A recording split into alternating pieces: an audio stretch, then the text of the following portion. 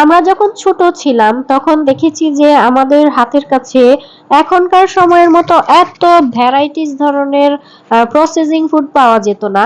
আমরা ছোট ছিলাম সময় আমাদের মা চাচিরা দেখতাম যে তারা ঘরে বিভিন্ন ধরনের পিঠা তৈরি করতো নিজের হাতের চাল দিয়ে। সেই চালের গুঁড়াটাও নিজের হাতে করতো। তো সেটা দিয়ে বিভিন্ন ধরনের পিঠা, তারপরে হচ্ছে মুড়ি ভাজা, চিড়া ভাজা, এই ধরনের খাবার তৈরি করে তারা নাস্তা রেডি করতো। মানে নাস্তার খাবারটা হতো এই ধরনের। আর এখনকার সময় যে ধরনের প্রসেসিং ফুড পাওয়া যায় সেগুলো অবভিয়াসলি আমাদের স্বাস্থ্যের জন্য অনেক বেশি ক্ষতিকর। তারপরও এখনকার সময় আমাদের বাচ্চাদেরকে সামলানো যায় না, তারা বাইরের খাবার বেশি পছন্দ করে।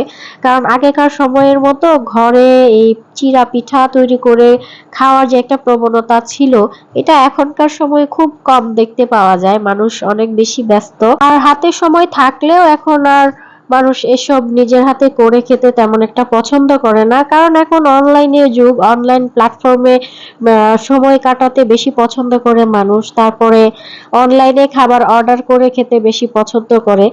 কারণ যতক্ষণে খাবার তৈরি করবে ততক্ষণে হচ্ছে অনলাইনে অর্ডার করে রেডি খাবার, হ্যাঁ, আনিয়ে খেয়ে ফেলবে। তো আজকে আমার বাচ্চা বলতেছে যে সে মোমো খাবে। তো আমি ভাবলাম যে বাইরে থেকে তো বেশিরভাগ সময় খাওয়া হয় এনে, তো আজকে একটু বাসায় ট্রাই করে দেখি। তারপর শুরু করে দিলাম।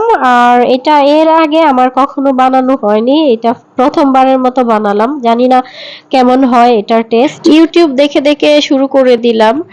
আর এই মোমো বানানোর বেশ কয়েকটা ডিজাইন দেখলাম, কিন্তু আমি ট্রাই করে অন্যগুলা পারিনি।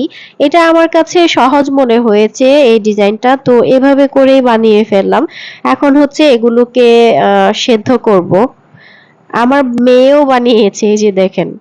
যাক, মাশাল্লাহ, পুরোপুরি না পারলেও অনেকটাই হয়ে গিয়েছে। ছোট বাচ্চা যতটুকু পেরেছে আলহামদুলিল্লাহ। এখন এগুলোকে সেদ্ধতে বসাবো।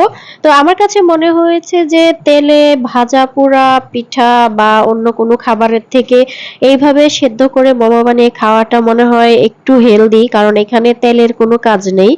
টোটালি হচ্ছে এটা স্টিম করা হবে, যার কারণে হচ্ছে এটা খাওয়ার পর কিন্তু অ্যাসিডিটি হওয়ার সম্ভাবনা খুব কম। আর তেলে ভেজে খেলে তো কম বেশি অ্যাসিডিটি হয়।